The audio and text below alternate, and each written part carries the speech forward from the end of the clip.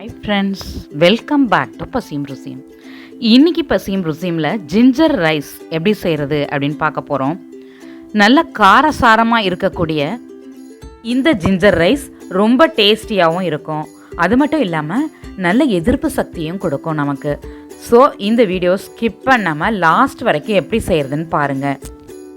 இந்த ரெசிபி செய்ய தேவையான பொருட்கள் என்னென்னு பார்த்துடலாம். 1 கப் பாஸ்மதி ரைஸ், அரை மணி நேரம் ஊற வச்சு வேக வச்சுருக்கேன். 2 பெரிய பீஸ் இஞ்சி, 20 சாம்பார் வெங்காயம், 1/4 ஸ்பூன் கடுகு, 2 சிகப்பு மிளகாய், கருவேப்பிலை, 1/4 ஸ்பூன் கடலைப்பருப்பு, 10 முந்திரி.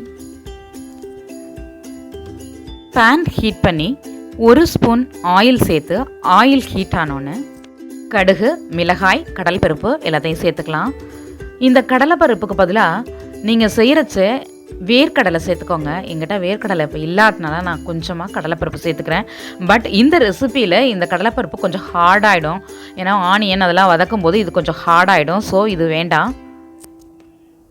இந்த மாதிரி லைட்டாக செவந்து வரச்சே கட் பண்ணி வச்சுருக்க வெங்காயத்தை சேர்த்துக்கணும்.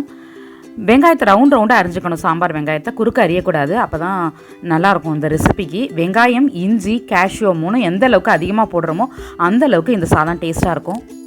இது மாதிரி வெங்காயம் ஓரளவுக்கு வதங்கினோன்னு ஒரு 1/2 ஸ்பூன் நெய் சேர்த்து நெய் மேலே நம்ம குட்டி குட்டியாக கட் பண்ணி வச்சுருக்க இஞ்சியை சேர்த்துக்கணும். இஞ்சி ரொம்ப குட்டி குட்டியாக எவ்வளோ குட்டியாக துருவ முடியுமோ அவ்வளோ குட்டியாக துருவிக்கணும். இது கூட முந்திரி போட்டுக்கணும். அப்புறம் 1 பிஞ்ச் சால்ட்டும் சேர்த்துக்கணும். சேர்த்து நல்லா மிக்ஸ் பண்ணி விட்டுக்கணும். இஞ்சி பீசஸ்லாம் நம்ம சேர்த்துருக்க நெய்யில் நல்லா பொரிஞ்சிருக்கு. இந்த சமயத்தில் நம்ம குக் பண்ணி வச்சுருக்க பாஸ்மதி ரைஸை சேர்த்து நல்லா மிக்ஸ் பண்ணி விட்டுக்கணும். ரைஸ் சூடு ஏறுற வரைக்கும் வெயிட் பண்ணோம். சூடு ஏறினோன்னு நம்ம ஸ்டவ் ஆஃப் பண்ணிடலாம்.